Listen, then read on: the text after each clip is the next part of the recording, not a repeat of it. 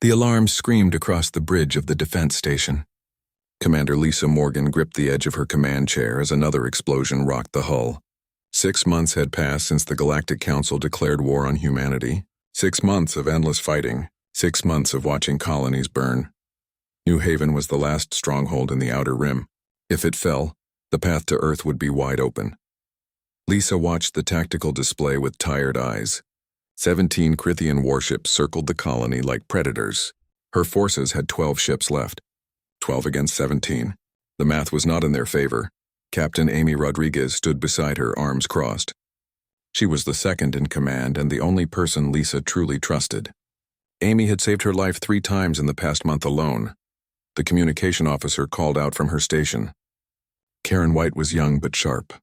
She never missed a detail. Karen spoke quickly. Her voice cut through the chaos. Red emergency lights painted her face in harsh shadows. The Crithians are charging weapons again. All ships. They are targeting the civilian sectors. Lisa felt her jaw tighten. The Crithians always went for the civilians first. They wanted humanity to surrender through fear. They did not understand that terror only made humans fight harder. All ships, she commanded. Focus fire on their flagship. If we take down their command ship, the others might break formation. The human fleet moved as one. Plasma cannons lit up the darkness of space. Missiles streaked toward the massive Crithian vessel.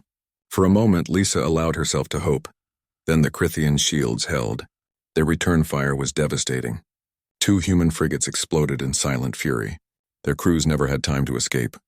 Amy cursed under her breath. We cannot keep this up. We need reinforcements.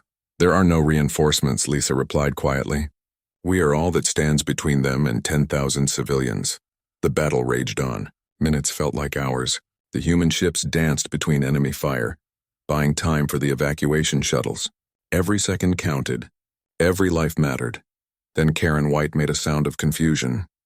She leaned closer to her display, fingers flying across the controls. Commander, something is wrong. I'm detecting an energy signature. It does not match any known ship class. Lisa turned to look at the tactical screen. Show me. A red marker appeared at the edge of the system. The energy readings were off the scale. They pulsed with a rhythm that seemed almost alive. What is that? Amy asked. Her hand moved to her sidearm by instinct. I do not know, Karen said. But it is massive, and it is moving toward us. The Crithians seemed to notice it too. Their attack pattern faltered. Their ships began to regroup, weapons turning toward the unknown contact. The space between stars began to shimmer. Reality itself seemed to bend and twist. Lisa had seen many strange things in her years of service. She had fought aliens with technology beyond human understanding. But this was different. This felt ancient. The rift opened like a wound in space. No explosion. No flash of light. Just a quiet tearing of the universe itself. Through the rift came a ship. It was beautiful and terrifying in equal measure. The hull seemed to be made of crystal that caught and reflected starlight in impossible ways. It was not large by warship standards, maybe 300 meters from bow to stern, but something about it made every ship in the system seem small and crude by comparison. Lisa stood from her chair. All weapons hold fire. Do not engage unless I give the order. The crystalline ship drifted forward with casual grace. It made no aggressive moves. Its weapons, if it had any, remained silent. But Lisa could feel the power radiating from it. This was not something humanity could fight, not with their current technology. Maybe not ever. Karen spoke in a whisper. Commander, I am reading life signs aboard that vessel. 2 of them. One is humanoid. The other is reading bigger than our largest ships. Before Lisa could respond, the space near the alien vessel began to glow. Something emerged from inside the crystal ship. Something vast and powerful. It was a dragon. Not a creature from Earth mythology, though it resembled those legends closely enough. This was real. This was alive. Its scales shimmered with colors that had no name. Purple and silver and deep midnight blue all at once. Its wings, if they could be called wings, seemed to be made of pure energy. They stretched out across the void, each one the size of a battlecruiser. The dragon's eyes opened. They glowed with inner fire. When it breathed, space itself rippled with heat. Amy took a step back. Her face had gone pale. That is not possible. Dragons do not exist. They cannot survive in space. Tell that to the dragon, Lisa said. Her voice was steady despite the fear creeping up her spine. The crystal ship and its dragon companion moved closer. They passed between the human fleet and the Crithian forces. Both sides had stopped firing. Both sides simply watched. A communication channel opened. The universal translator struggled with the language at first. Static filled the bridge. Then a voice came through. It was female, cold, distant, but unmistakably intelligent. So these are the humans the Council fears. How interesting. The woman's voice held no emotion. She spoke as if commenting on the weather, as if a battle for the survival of a species was merely a curiosity. Lisa stepped forward. This is Commander Lisa Morgan of the Human Defense Force. Identify yourself. Silence stretched for long seconds. The dragon circled the battlefield, its massive form blocking out stars. Then the woman spoke again. I am Solara of the Eldereth. This is Emberwing, my companion. We have traveled far to witness this conflict. Lisa exchanged glances with Amy. Neither of them had heard of the Eldereth. The name was not in any database. It was not part of any council race they knew. The Eldereth, Lisa asked. I am not familiar with your people. You would not be, Solara replied.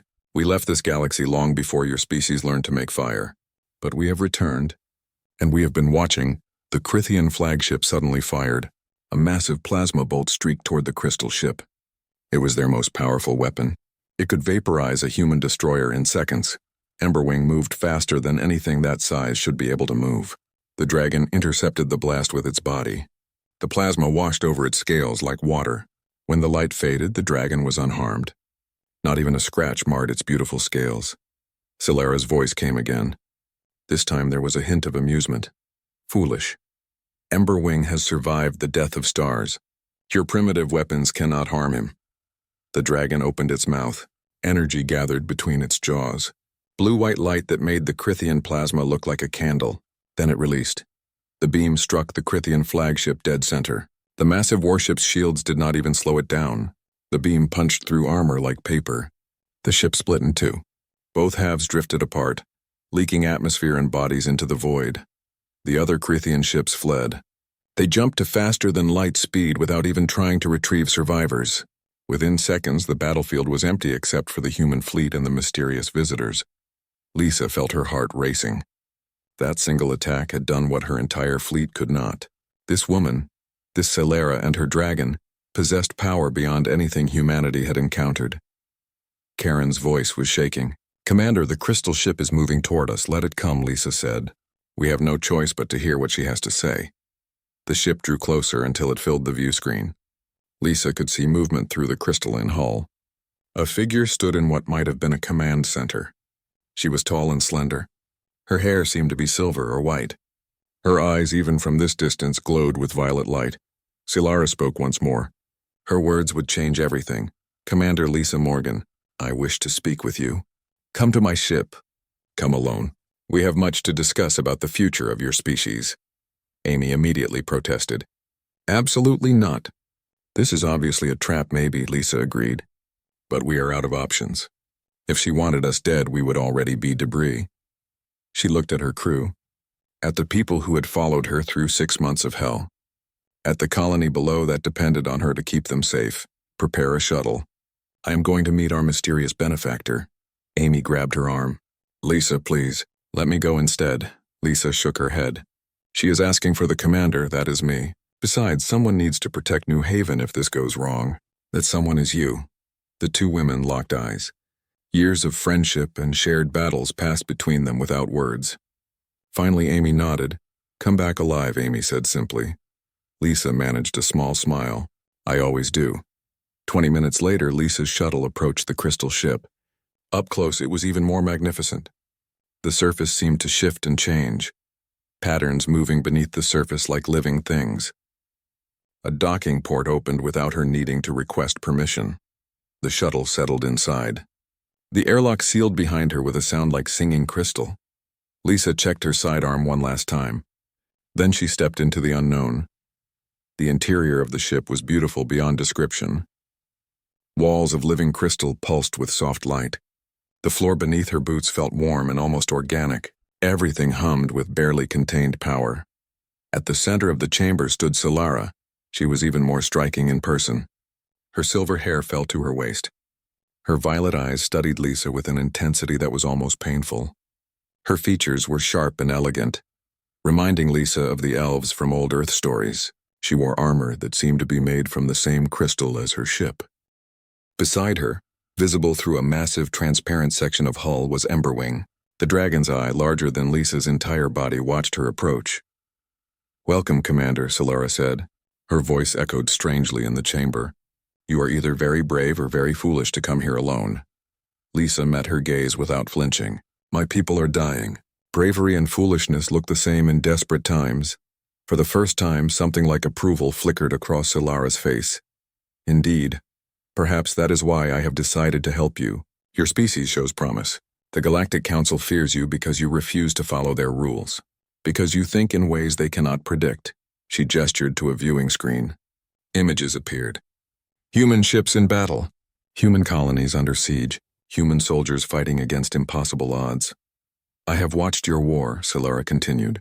"I have seen your tactics, your creativity, your refusal to surrender even when logic says you should. It reminds me of my own people long ago. Before we fell," Lisa felt a chill. "Before you fell. What does that mean?"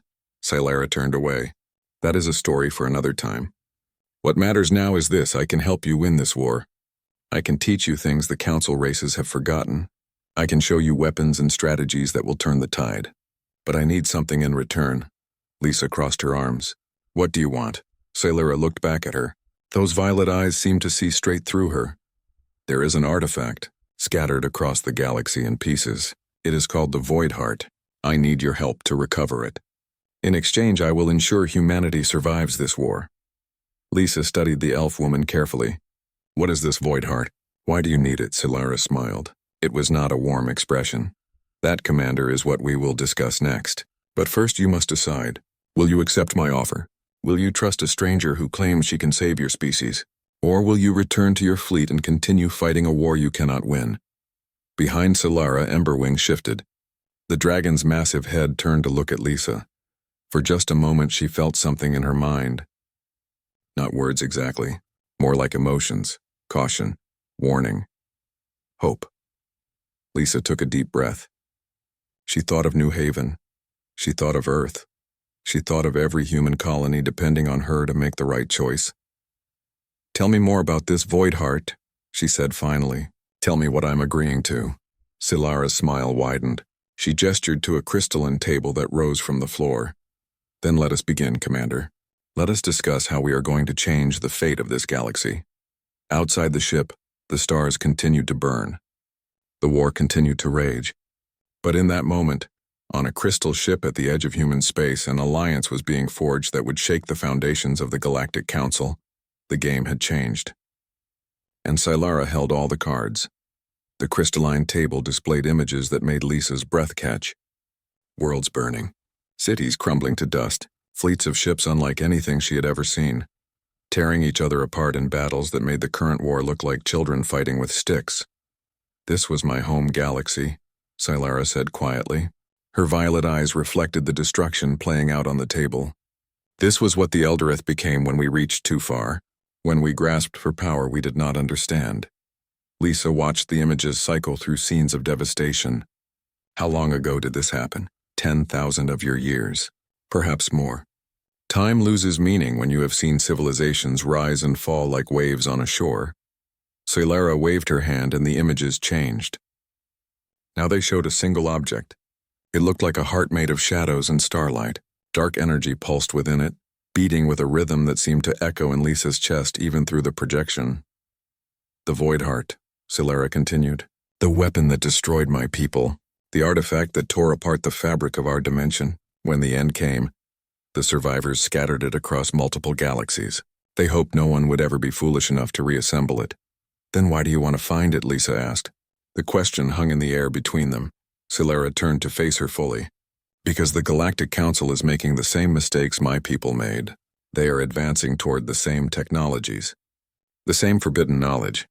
And when they reach that point, they will unleash something worse than the Void Heart, something that will consume everything." Lisa felt a chill run down her spine. "You want to use it against them?" "I want to understand it," Solara corrected. I want to know if there is a way to prevent what happened to my people from happening to this galaxy. But yes, if necessary, I will use it to stop the Council before they destroy everything." "That sounds like revenge dressed up as prevention," Lisa said carefully. For the first time, Silara's cold mask cracked. Anger flashed in her violet eyes. "You have fought the Council for 6 months. 6 months of watching your people die. I have fought them for 6,000 years. They destroyed the last refuge of my people. They hunted us across the stars like animals. So yes, Commander, perhaps there is some revenge in my heart. Does that make my offer less valuable?" Before Lisa could respond, she felt something touch her mind. It was not painful, but it was overwhelming.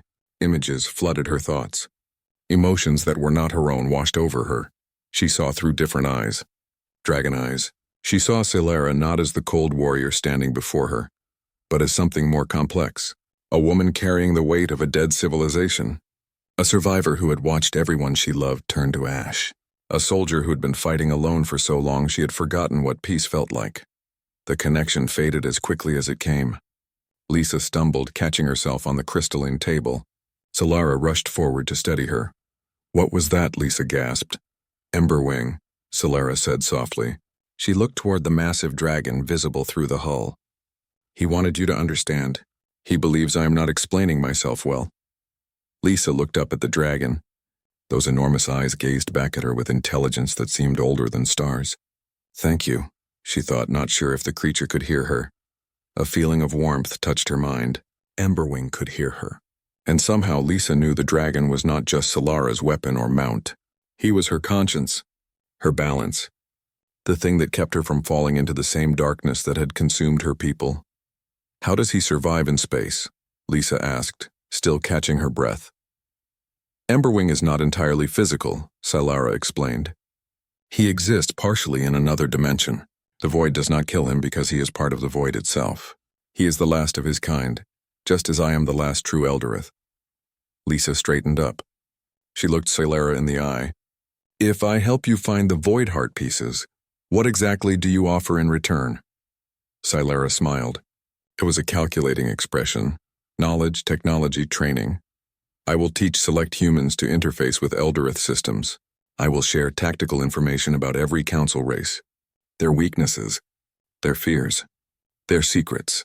I will fight beside you when necessary, and I will ensure that when this war ends, humanity has a seat at the table." "That is a generous offer," Lisa said slowly. "Too generous. What are you not telling me?" Silara walked to the viewing screen. She pulled up star charts. Red markers appeared across multiple sectors. "There are 7 pieces of the Void Heart. I already know where 3 of them are. One is in Council territory, heavily guarded. Another is in a dimension most species cannot access. The third is inside a star. The other 4 are lost. We will need to search for them." She turned back to Lisa. "The process will be dangerous. Many of your people will die. The Council will do everything in their power to stop us once they learn what we seek. And when we finally assemble the Void Heart, there is a chance it will corrupt whoever wields it, just as it corrupted my ancestors." "So this might all be for nothing," Lisa said. "Or it might save both our species," Silara countered. "That is the gamble we must take." Lisa paced the chamber. Her boots made soft sounds on the crystal floor. She thought about New Haven, about Earth, about the billions of humans depending on leaders like her to make impossible choices. "I need to discuss this with my command staff," Lisa finally said. "Of course," Silara agreed. "But Commander, time is not on our side. The Council is regrouping. They will attack New Haven again within 3 days. With or without my help, you must decide soon." Lisa nodded. "Give me 12 hours. Silara inclined her head. 12 hours. I will wait." The shuttle ride back to the defense station felt longer than the journey out. Lisa's mind raced with everything she had learned. By the time she reached her ship, she had made her decision. Now she just had to convince her crew. Amy Rodriguez was waiting in the conference room. So were Karen White and several other senior officers. Their faces showed a mixture of curiosity and concern. Lisa took her seat at the head of the table. "Let me start by saying what I am about to tell you will sound insane." She spent the next hour explaining everything. Silara and the Eldereth, the Void Heart, the deal on the table. When she finished, silence filled the room. Amy was the first to speak. Her voice was tight with anger. This is a trap. It has to be. No one offers that much for nothing. She is not offering it for nothing, Lisa replied. She wants our help recovering a weapon that destroyed her entire civilization. A weapon the Council would kill to possess. Exactly, Amy snapped. A weapon. We would be helping her build a weapon of mass destruction. What happens when she decides humanity is also a threat? What stops her from using the Void Heart against us? Lisa had no answer to that. It was the same question that had been gnawing at her since leaving Solara's ship. Karen White raised her hand hesitantly. I have been analyzing the energy readings from her ship and the dragon. If even a fraction of that power could be harnessed, we would have a real chance against the Council. Not just survival. Victory. At what cost? Amy demanded. Our souls. Our humanity. We would be making a deal with someone who admits she wants revenge, someone who is willing to use a galaxy-destroying weapon to get it. She is also someone who saved New Haven, Lisa pointed out. That Crithian flagship would have destroyed the colony if Emberwing had not intervened. Solara could have let us all die, but she did not. Maybe she needs us alive to find the Void Heart pieces, Amy argued. Maybe we are just tools to her. Lisa stood up. She walked to the viewing window. Outside, New Haven's lights twinkled against the darkness. 10,000 people down there. Families, children, people who trusted her to keep them safe. You are right to be suspicious, Lisa said finally. You are right to question this. But here is what I know. We are losing this war. Every day we lose more ground, more ships, more people. If we keep fighting the way we have been, Earth falls within a year. Maybe less. She turned to face her officers. Solara is offering us a chance. Maybe it is a trap. Maybe she will betray us. But maybe, just maybe, she is exactly what she claims to be. A survivor looking for allies. Someone who hates the Council as much as we do. So we just trust her? Amy asked bitterly. No, Lisa said. We verify. We watch her carefully. We prepare for betrayal. But we also use every advantage she offers. Because right now, she is the only hope we have. The room fell silent again. Officers exchanged glances. Lisa could see them weighing the options, calculating the risks. I will support whatever decision you make, Commander, Karen said quietly. The others nodded in agreement. Even Amy, though her expression remained troubled. Lisa took a deep breath. Then we accept her offer. But we do it smart. Karen, I want you monitoring every system she gives us. Check for backdoors, hidden programs, anything suspicious. Amy, you will be my second throughout this. If you see any sign that Solara is playing us, you have authorization to act. Amy's jaw tightened. What does that mean? It means if she betrays us, you take her down, whatever it takes. Amy nodded slowly. Understood. Lisa looked around the room. Anything else? One of the junior officers spoke up. What about the dragon? If it comes down to a fight, how do we combat something that can survive in space and destroy ships with a single blast? We do not, Lisa said simply. If Emberwing turns against us, we run. That is our only option. The meeting broke up shortly after. Officers filed out, heading to their stations. Amy lingered behind. Lisa, she said softly. I hope you are right about this. So do I, Lisa replied. So do I. 6 hours later, Lisa returned to Solara's ship. This time Amy insisted on coming with her. Solara met them in the same crystalline chamber. We accept your offer, Lisa said without preamble. We will help you find the Void Heart pieces. In exchange, you will share your knowledge and fight beside us against the Council. Solara's face remained neutral. Good. We begin immediately. The first piece is located on a planet called Zeth Prime. It is deep in Council space, heavily guarded. We will need a strike team, Lisa nodded. I will select the best soldiers we have. No, Solara said. You will select soldiers who can learn, soldiers who can adapt, Raw skill matters less than the ability to think differently. That is what made the Eldereth powerful. That is what will make humanity powerful. She waved her hand and holographic displays appeared. Training scenarios, technical specifications, battle strategies that looked nothing like standard military doctrine. We have much work to do, Silara said, and very little time to do it. Your people will need to learn quickly. Some of what I teach will seem impossible. Some will seem like magic, but it is simply science your species has not discovered yet. Amy stepped forward. How do we know you will not just abandon us once you have what you want? Silara met her gaze. You do not. Just as I do not know if you will betray me once you learn my secrets. We are both taking a risk, Captain Rodriguez. The question is whether we can build trust before circumstances force us to test it. Emberwing's mental voice touched Lisa's mind again. This time it carried a sense of approval. The dragon liked Amy. He respected her caution and her loyalty. Then let us begin building that trust, Lisa said. Show us what the Eldereth can teach humanity. Silara smiled. This time, it reached her eyes. Welcome to a new age, Commander. Welcome to the alliance that will reshape the galaxy. Outside the crystal ship, stars burned in the endless night. War still raged across human space. But something had changed. Humanity now had an ally, a teacher, and possibly a weapon that could turn the tide. The Galactic Council had voted against humans. They had declared humanity a threat. They had tried to crush this young species before it could spread too far, but they had not counted on Silara. They had not counted on the return of the Eldereth, and they had not counted on what humanity could become when given the chance to learn from those who had walked among the stars for millennia. The real war was just beginning, and this time, humanity would not fight alone. The training began at dawn. 15 human pilots stood in the hangar bay of the defense station, handpicked by Lisa Morgan herself. They were the best humanity had to offer, veterans of countless battles, survivors who had proven themselves again and again.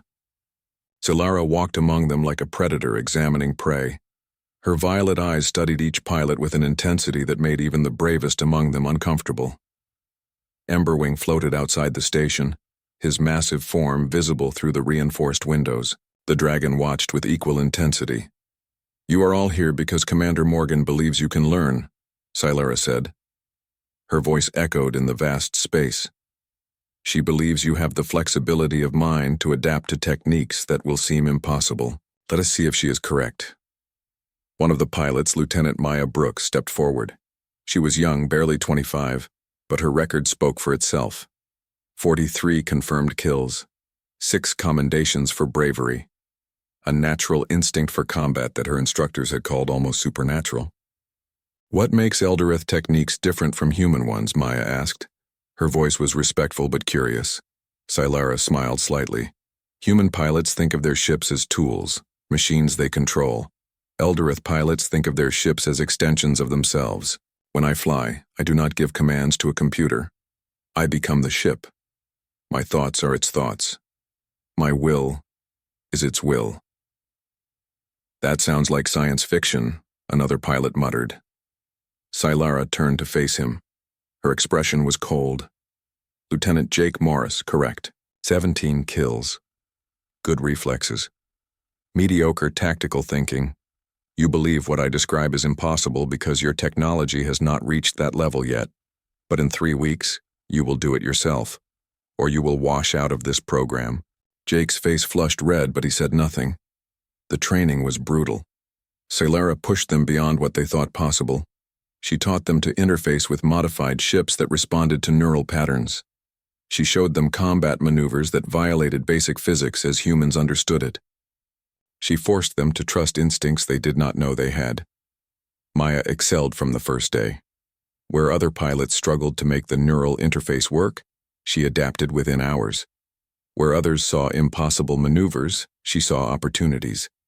Silara noticed immediately. You have potential, Silara told Maya after a particularly impressive training run. More than the others. Why is that? Maya shrugged. I do not know. Flying just makes sense to me.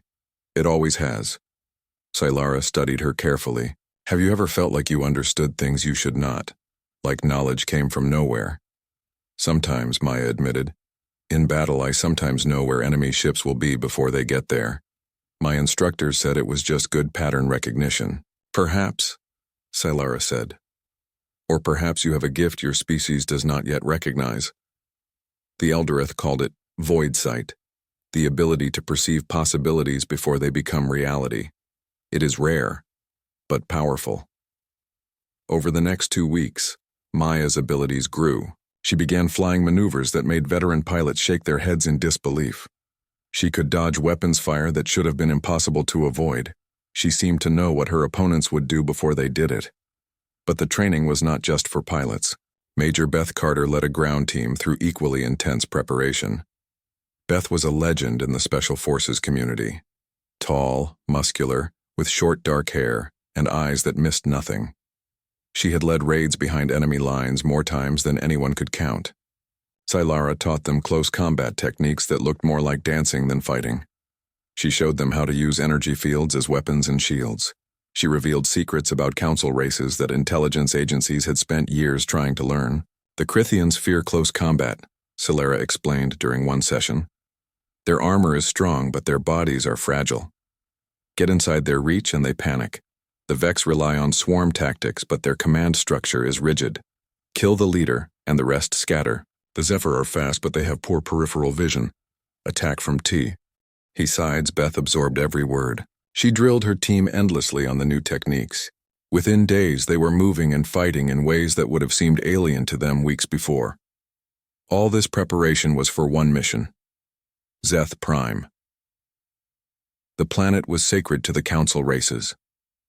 Ancient temples dotted its surface, built by civilizations that had fallen millennia ago. One of those temples held the first piece of the Void Heart, and it was guarded by forces that had never been breached. Lisa called a briefing 3 weeks after training began. The senior staff assembled in the conference room. Scylla stood at the head of the table, projecting images of Zeth Prime. The temple is here, she said, pointing to a structure deep in a mountain range. It is protected by energy shields that will stop any conventional attack. The only way in is through the front entrance, which means we need to fight our way through whatever guards the council has placed there. How many guards? Beth asked. Unknown, Scylla replied. But based on the energy signatures, at least 300 soldiers, possibly more, plus automated defenses, and the temple's own security systems. Amy Rodriguez leaned forward. So we are sending a small team against hundreds of enemies, into a heavily fortified position, to steal an artifact that might destroy us all. Do I have that right? Essentially, yes, Scylla said without emotion. This is insane, Amy muttered. This is necessary, Lisa corrected. We have been over this. The council is preparing another major offensive. We need every advantage we can get. Karen White spoke up from her position at the end of the table. I have been analyzing the data Scylla provided. If we can get Emberwing close enough, he can disable the outer shields. That will give the strike team a window to get inside. And once we are inside, Beth added, my team can handle whatever security is there. We have been training for exactly this kind of operation. Scylla nodded. There is one more thing. The temple is protected by an ancient AI. It was built by my people long ago. It may recognize me, or it may try to kill me on sight. The Eldoreth had civil wars, old hatreds that never died.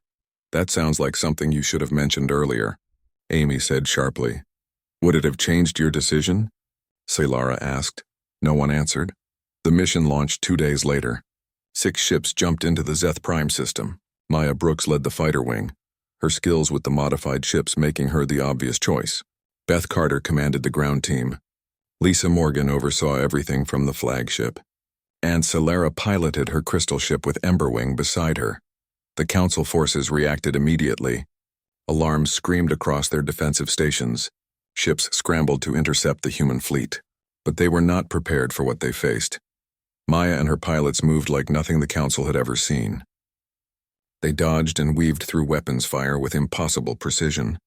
Their modified ships used Eldoreth technology that confused enemy targeting systems. Within minutes, they had destroyed half the orbital defenses, Emberwing descended toward the planet's surface. Energy beams from ground installations struck his scales and dissipated harmlessly. He opened his mouth and breathed pure plasma. The main shield generator melted into slag. "Go," Solera transmitted. "The window is open." Beth's dropship screamed through the atmosphere. They landed near the temple entrance and deployed immediately. Council soldiers opened fire. But the humans moved with speed and precision that shocked their enemies. Energy shields deflected incoming rounds. Return fire was devastatingly accurate. Beth led from the front, her modified rifle cutting down enemies with each shot. Her team moved as one unit, flowing around obstacles and supporting each other perfectly. The council forces fell back in confusion. Inside 10 minutes, they reached the temple doors. Massive stone slabs covered in writing that predated human civilization. Silara's crystal ship landed nearby. She emerged, her armor glowing with inner light. She placed her hand on the door. The ancient writing began to glow. Slowly, with a sound like grinding mountains, the doors opened. The interior was vast and dark. Their lights barely penetrated the shadows. Columns stretched up into darkness overhead. The air felt old and heavy, like breathing history. "Welcome," a voice said. It came from everywhere and nowhere. It spoke in a language that should have been incomprehensible, but somehow everyone understood. "Welcome, last daughter of the Eldereth. Welcome, war criminal. Welcome, betrayer." Solera's face went pale. She recognized the voice. "Hello, Oracle," she said quietly. "I knew you would still be here." The shadows moved. Light coalesced into a form. An AI construct, ancient and powerful, took shape before them. It resembled an Eldereth, but made of pure energy. Its eyes blazed with cold fire. "You were exiled," the Oracle said. "You were cast out for your crimes, for using forbidden weapons, for destroying worlds. Yet you return." Why? Beth and her team raised their weapons, but Solera waved them down. "This is my burden," she said. "My past come back to face me." She stepped forward. "I return because this galaxy is repeating our mistakes. The Council races advance toward the same technologies that destroyed us. I must stop them. By assembling the Void Heart," the Oracle asked. "The very weapon you were forbidden to touch. The weapon you used to murder millions." Lisa felt her blood run cold. She looked at Solera. The elf woman's face showed no emotion, but her hands were trembling. "Is that true?" Lisa demanded. "Did you use the Void Heart to kill millions?" Solera closed her eyes. "Yes. In our final war, when the Eldereth were tearing each other apart, I used a prototype Void Heart weapon. I destroyed 3 worlds, killed everyone on them, combatants and civilians alike. I believed it was necessary to end the war. I was wrong. The silence was deafening. Beth's team looked at each other, uncertainty written on their faces. Amy's voice crackled over the comm channel. "Lisa, we need to abort. Now." She is exactly what I feared. But Lisa did not order a retreat. She stared at Solera, searching the woman's face. "Why did you not tell us? Because you would not have trusted me," Solera said simply. "Because I am a monster pretending to be a savior. Because I tell myself I have changed, but I do not know if that is true." "Then why are we here?" Lisa asked. "Why risk everything for the Void Heart if you know what you are?" "Because someone must," Solera said. Her voice broke slightly. "Because the alternative is worse. Because maybe, just maybe, I can use the weapon that damned me to save others from the same fate." The Oracle watched this exchange with interest. "You bring humans to aid your quest. Humans you claim to want to save. Yet you lead them into danger. You teach them your destructive arts. You make them complicit in your crimes." "They are not complicit," Solera snapped. "They are desperate. Their species faces extinction. I offer them a chance. You offer them corruption," the Oracle countered. "The Void Heart corrupted you. It will corrupt them." Before anyone could respond, alarms blared. Terran's voice came through the comm channel, urgent and afraid. Council reinforcements just jumped into the system. A lot of them, including a dreadnought. They know what you're doing. Outside, the sound of combat intensified. Council forces were closing in on the temple. Time was running out. Maya's voice joined the channel. "I can hold them off, but not for long. Whatever you are doing in there, do it fast." Solera turned back to the Oracle. "Give me the Void Heart piece. Let me prove I can use it for good instead of evil." The Oracle seemed to consider. Then it spoke. "Very well. But know this. The Void Heart remembers you. It knows your darkness, and it will try to reclaim you." A section of the floor opened. Light erupted from below. Suspended in an energy field was a crystal shard. Dark energy pulsed within it, beating like a corrupted heart. Even from a distance, Lisa could feel its wrongness. Its hunger. Silara reached for it. Outside, the sky exploded with fire. Council ships poured plasma into the area around the temple. Maya and her pilots fought desperately, their ships dancing through deadly crossfire, but there were too many enemies. Then Emberwing roared. The dragon descended like a comet. He smashed into the council fleet with the force of a meteor. Ships scattered like toys. His claws tore through armor. His breath melted hulls, but the council focused their fire on him. Hundreds of weapons struck simultaneously. For the first time, Emberwing's scales could not absorb all the damage. He screamed, a sound that shook the planet. Blood or something like it sprayed into space. No, Silara screamed. She grabbed the Void Heart shard and ran for the exit. Her careful coldness shattered completely. Emberwing. Hold on. The strike team followed her out. Lisa saw tears streaming down Silara's face as she watched her companion fall from the sky. The dragon was badly wounded, his left wing torn and bleeding. Silara's crystal ship launched immediately. She flew straight into the battle, weapons blazing. Her cold tactical mind was gone, replaced by raw emotion. She fought like someone who had lost everything and had nothing left to fear. Beth got her team back to the dropship. Maya provided cover as they lifted off. The retreat was chaos. Ships exploding, soldiers dying, but they got the Void Heart piece. And they got out alive. Back on the defense station, Silara refused to leave Emberwing's side. The dragon lay in the hangar bay, too large to fit anywhere else. His breathing was labored. His scales had lost their luster. Lisa found Silara sitting beside the dragon's massive head, her hand on his snout. The elf woman was crying silently. He will live, Silara said without looking up. Dragons are hard to kill, but he is hurt badly. Because of me. Because of my obsession. You care about him, Lisa said softly. He is all I have left, Silara replied. The last connection to what I was before I became a weapon. He keeps me sane, keeps me human. Or as close to human as I can be. Lisa sat down beside her. The Oracle called you a war criminal. I am, Silara said simply. Everything it said was true. I destroyed worlds, killed millions, all in the name of ending a war. And when it was over, when I saw what I'd become, it was too late. Why tell us this now? Because you deserve the truth, Silara said. Because I am tired of hiding. Because maybe if you know what I am, you can stop me if I start to become that monster again. Lisa was quiet for a long moment. Then she spoke. We all make terrible choices in war. The question is what we do after. Do we learn from them or repeat them? Silara finally looked at her. Those violet eyes were red from crying. Do you still trust me? Lisa smiled sadly. No. But I trust that you love that dragon. And I trust that anyone who can cry for their friend is not completely lost. Outside, the war continued. The council now knew about Silara and the Void Heart. They would come with everything they had. The real battle was just beginning.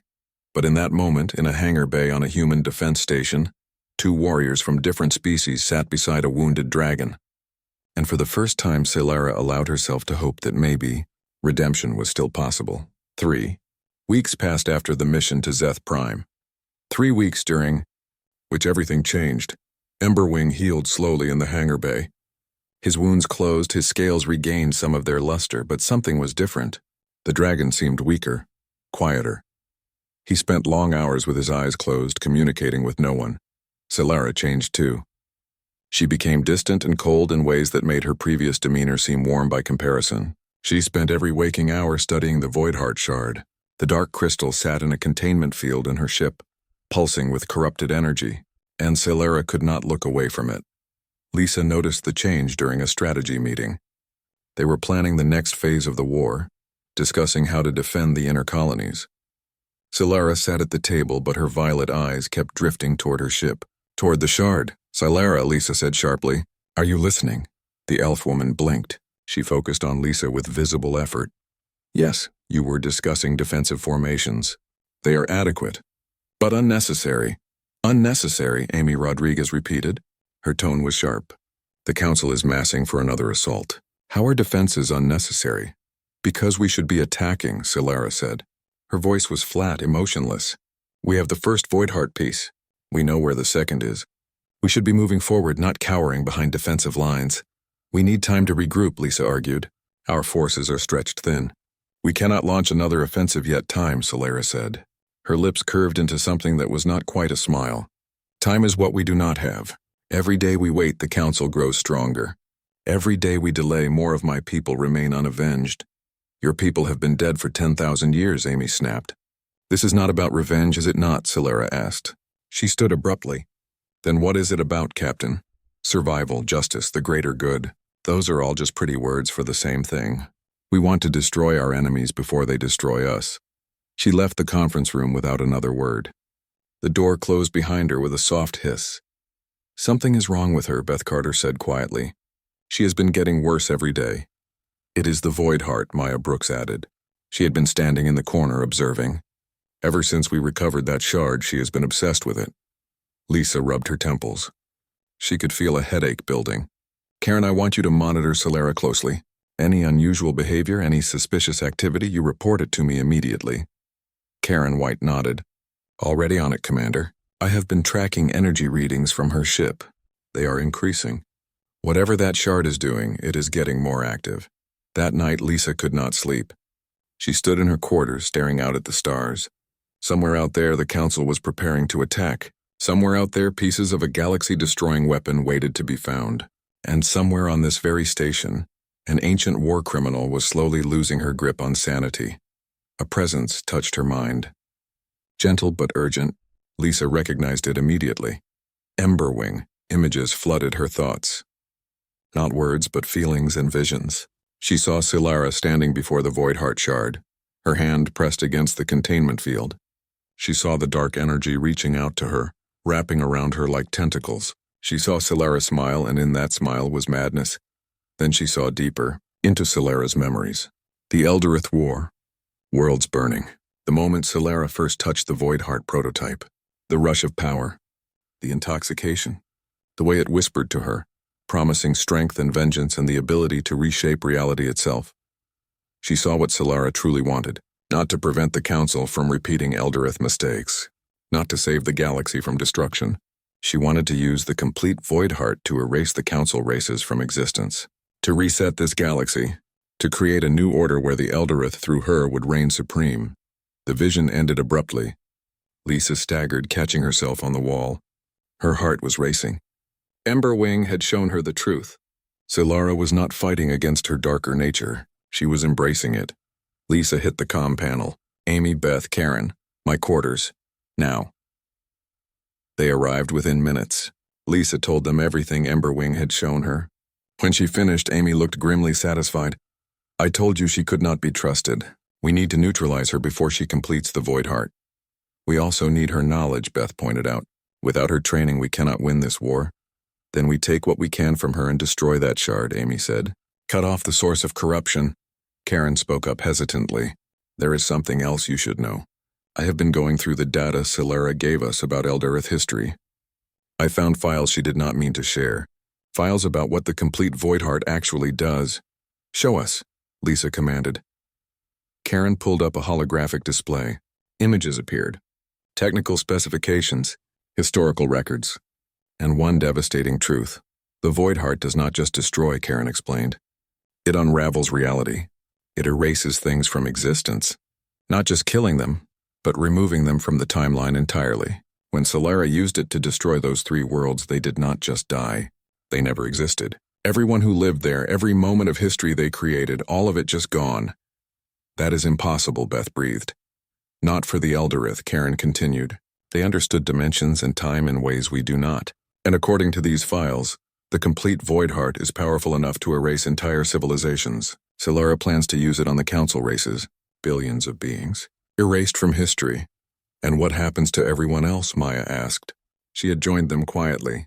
If you erase civilizations from the timeline, how does that affect the rest of the galaxy? Karen looked sick. Unknown. The records suggest reality itself might become unstable. Time paradoxes, dimensional rifts. Entire regions of space could just cease to exist. So she is not trying to save the galaxy, Lisa said quietly. She is trying to destroy it and rebuild it in her image. The door to Lisa's quarters opened.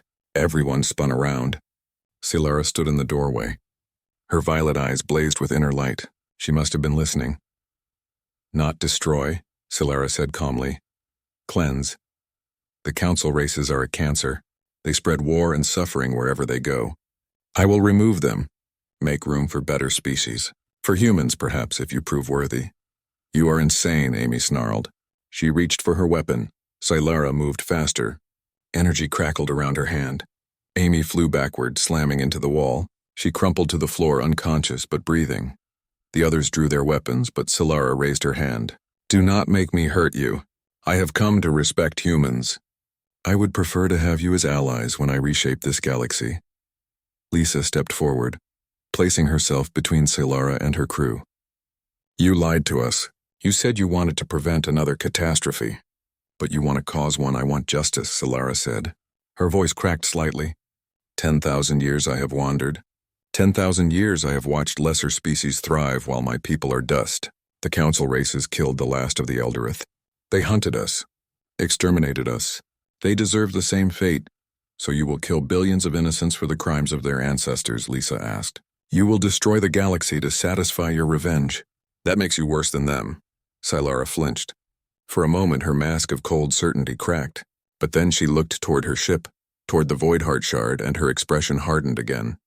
You do not understand. You cannot understand. But soon it will not matter. I have located the second piece.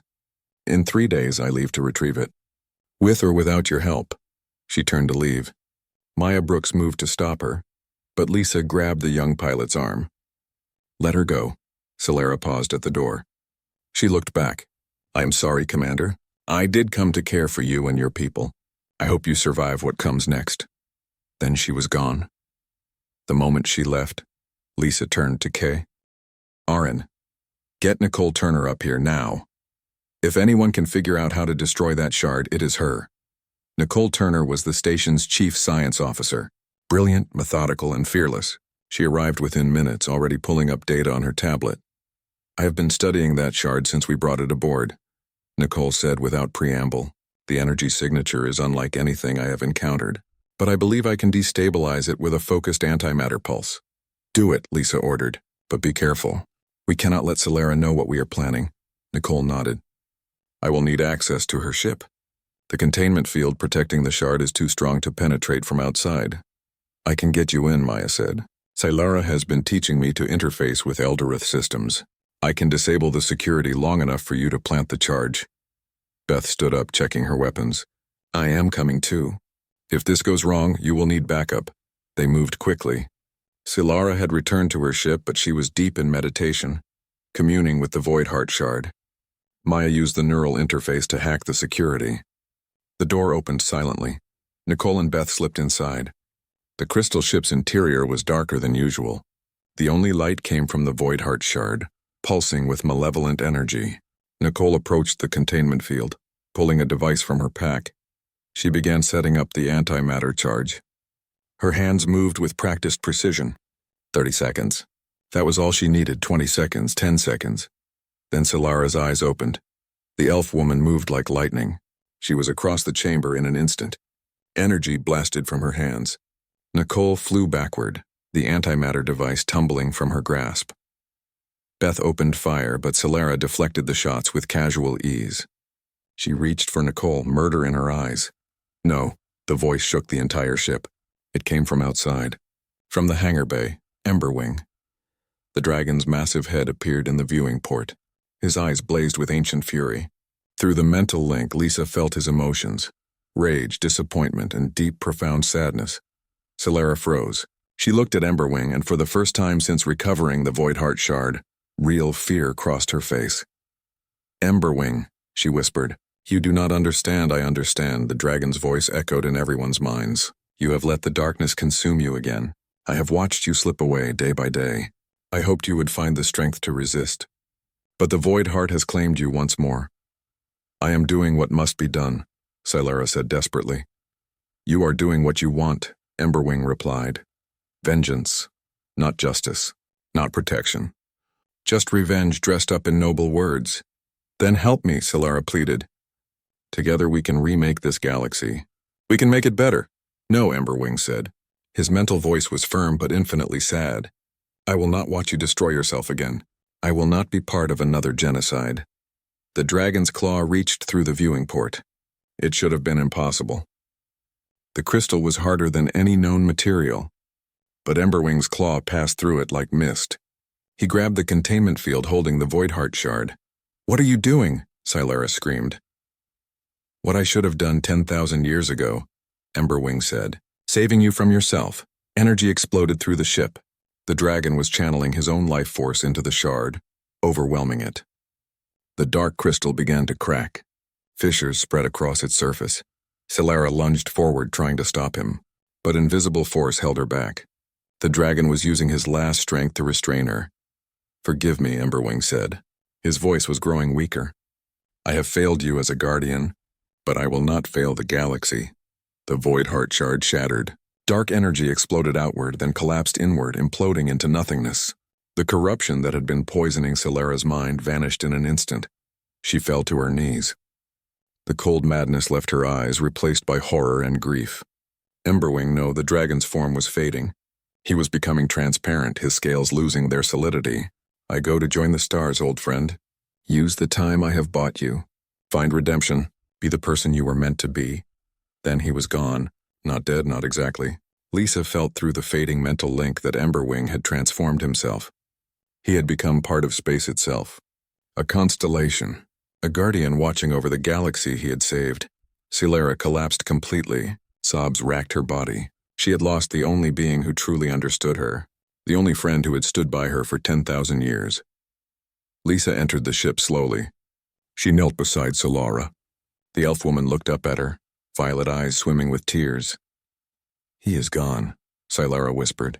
I killed him, just like I killed everyone else I ever loved. He saved you, Lisa corrected gently. He saved all of us. Alarms blared suddenly. Karen's voice came over the comm, urgent and frightened. Commander, we have a massive energy signature. Multiple signatures. The Council fleet has arrived, and they are heading straight for Earth. Lisa stood. She looked down at Scylla.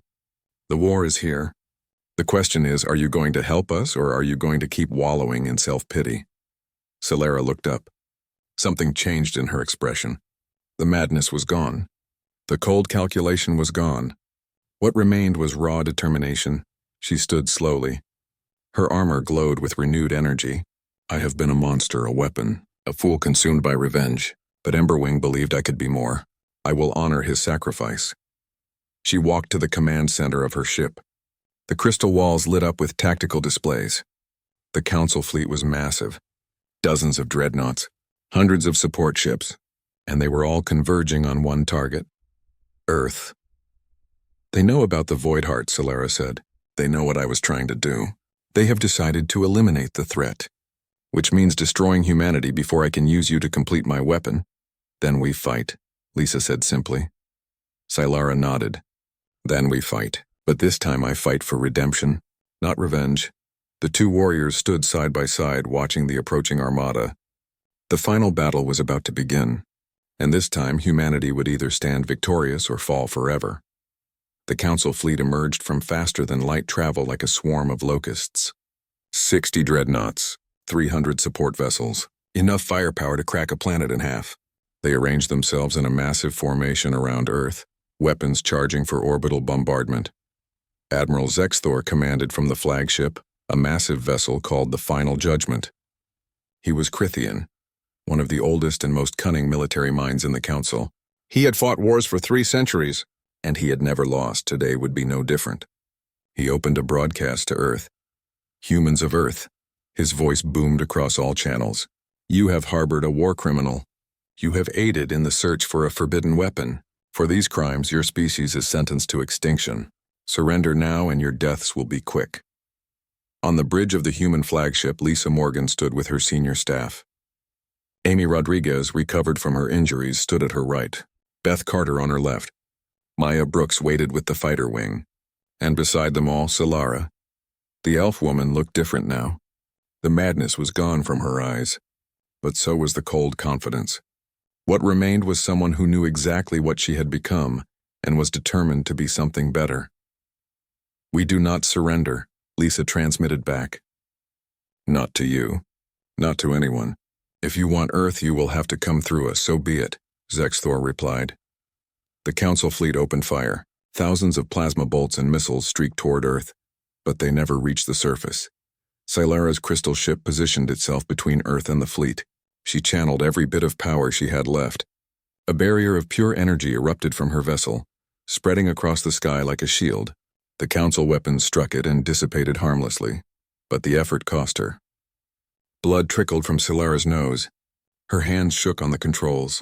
She could not maintain this forever. All ships engage, Lisa commanded. Show them what humans can do. The human fleet surged forward. They were outnumbered 5-1. Their ships were smaller and less powerful.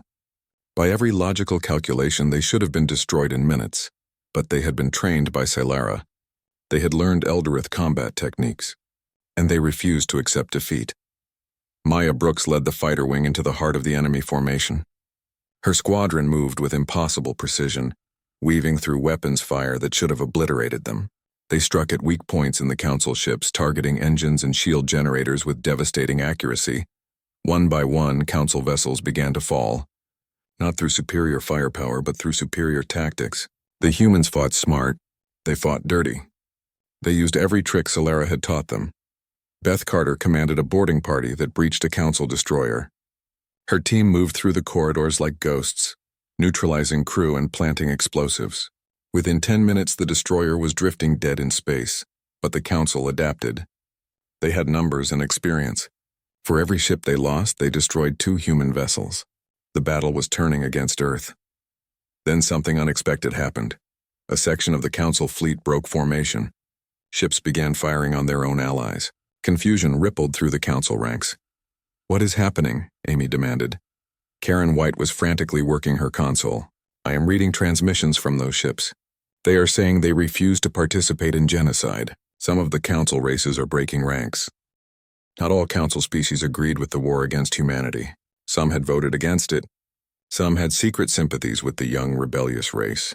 Now, in the heat of battle, those sympathies were becoming action. Zexthor's voice roared across the command channels. "Traitors, you will be executed for this." But the damage was done. The Council fleet was fracturing, and the humans pressed their advantage. Silara dropped her energy shield. She could not maintain it any longer, but instead of retreating, she flew her crystal ship straight at the final judgment. Her weapons, powered by ancient Eldoreth technology, tore through the dreadnought's shields. "Admiral Zexthor," she transmitted, "I am coming for you." The final judgment's defenses focused on her. Point defense cannons fired thousands of rounds. Missiles swarmed her ship. But Silara dodged and weaved with skill born from 10,000 years of combat. She breached the dreadnought's hull and landed inside. The crystal ship's door opened and Silara emerged, her armor blazing with power. Council soldiers opened fire. She walked through their weapons fire as if it were rain. Beth saw what Silara was doing. "She is going after Zexthor alone. We need to support her." "No," Lisa said. She looked at the tactical display. "This is something she needs to do, for her redemption." For Emberwing, Silara moved through the final judgment like a force of nature. She was not the cold, calculated warrior anymore. She was not the mad villain consumed by the Void Heart. She was something in between. Someone fighting not for revenge, but for atonement. She reached the bridge. The doors exploded inward. Zexthor stood waiting, surrounded by his elite guard. The war criminal herself, Zexthor said. He was tall even for a Crithian, with 4 arms and armor covered in medals from 100 campaigns. "I have been hunting you for centuries. The Council will reward me greatly for your corpse." "The Council will not exist long enough to reward anyone," Silara replied. She attacked. The battle was brutal. Zexthor was not just a commander. He was a warrior who had earned every one of those medals. His elite guard fought with precision and coordination that would have defeated most opponents. But Silara was Eldoreth. She had survived the death of civilizations. She moved faster than they could track, struck harder than their armor could withstand. Within minutes, the guards were down. Only Zexthor remained. He drew a weapon ancient and powerful. A Council relic from wars long forgotten. Energy crackled along its edge. They fought across the bridge, blow after blow, neither giving ground. Silara's armor cracked. Zexthor's arms were broken, but neither would surrender. Then Silara saw her opening. She struck low, then high, then through the center. Zexthor fell to his knees. His weapon clattered across the floor. "Finish it," he gasped. "Kill me! Prove you are still the monster from the legends." Solara stood over him. Her hand glowed with deadly energy.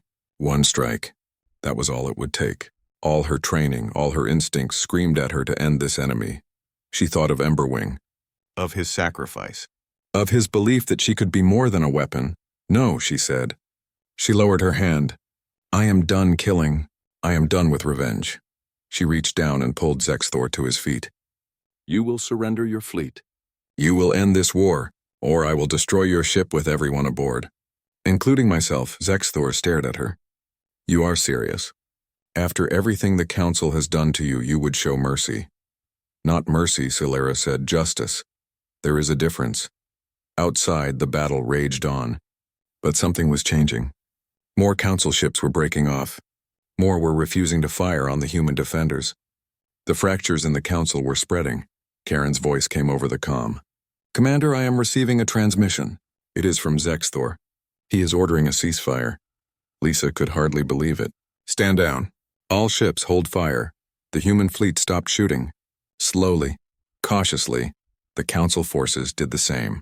The battle ended not with a final explosion, but with uncertain silence. Solara emerged from the final judgment dragging a limping Zexthor with her. She brought him before Lisa. "He has agreed to negotiate peace," Solara said. She looked exhausted. The fight had taken everything she had left. Lisa studied the Council Admiral. Then she made a choice that would define humanity's future.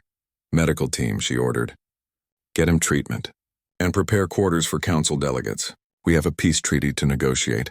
Amy Rodriguez stepped close. "We are showing them mercy after they tried to exterminate us."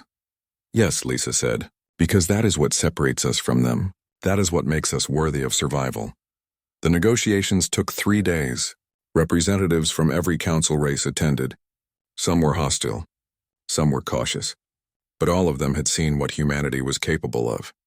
And all of them had heard the story of Solara's mercy toward Zexthor. The treaty was signed on Earth. Humanity was recognized as a sovereign species. The embargo was lifted. The war was over, but the cost had been high. Thousands of ships destroyed, millions of lives lost, and one dragon sacrificed to save both his friend and the galaxy. 2 weeks after the treaty signing, Lisa found Solara standing alone on an observation deck. The elf woman was staring out at the stars. "What will you do now?" Lisa asked. "I do not know," Solara admitted. "For 10,000 years I have been driven by revenge and guilt. Now that is gone. I must learn to live without it." "You could stay," Lisa offered. "Help us navigate this new peace. Teach us more about the galaxy." "Perhaps," Solara said. She smiled slightly. "Maya Brooks has requested that I continue her training. That girl has potential I have not seen in millennia. It would be a shame to waste it." "High praise from you," Lisa said. They stood together in comfortable silence. Then Solara spoke again, her voice soft. "Do you ever see him?" "In the stars, every night," Lisa replied. "A constellation shaped like a dragon. Right there," she pointed. Solara followed her gaze. And there, among the countless stars, was a pattern of light. It could have been random chance. It could have been wishful thinking, or it could have been Emberwing watching over them. "He would be proud of you," Lisa said. "You chose redemption over revenge. You chose to save instead of destroy." "I hope so," Solara whispered. "I hope he knows." 3 months later, Maya Brooks piloted the first joint Human Council exploration vessel. It used Eldorath technology combined with human innovation. Solara stood beside her as an advisor and teacher. Beth Carter led the new Joint Security Force, keeping peace between former enemies who were slowly learning to trust each other. Amy Rodriguez became Earth's ambassador to the reformed Galactic Assembly, where she fought for human interests with the same fierce dedication she had shown in battle. Karen White headed the Eldorath Studies Division, unlocking secrets that would advance human technology by centuries. And Lisa Morgan took command of the unified fleet, human and council ships working together for the first time in galactic history. The war had ended. But the real work was just beginning. Building trust, forging friendships, creating a new galaxy where cooperation replaced conflict. Late one night, Lisa sat in her quarters, writing her final report on the war. She ended it with these words: "We were told we were too young, too violent, Too unpredictable. The Galactic Council voted to eliminate us before we could spread. They were right to fear us, but not for the reasons they thought. They feared our weapons, our tactics, our refusal to surrender. They should have feared our capacity for mercy, our ability to forgive, our willingness to give even our enemies a second chance. The Council regretted the day they voted against humans, but not because we destroyed them, because we showed them what they could become, and that made all the difference. She closed the report. Outside her window, stars burned in patterns that might have been random, or might have been a dragon watching over those he had saved. Celera was out there somewhere teaching a new generation, sharing knowledge instead of spreading destruction, building instead of tearing down. She had spent 10,000 years as a weapon. Now finally she was something more. A teacher, a guardian, a friend. Emberwing's sacrifice had given her that chance, and she was determined not to waste it.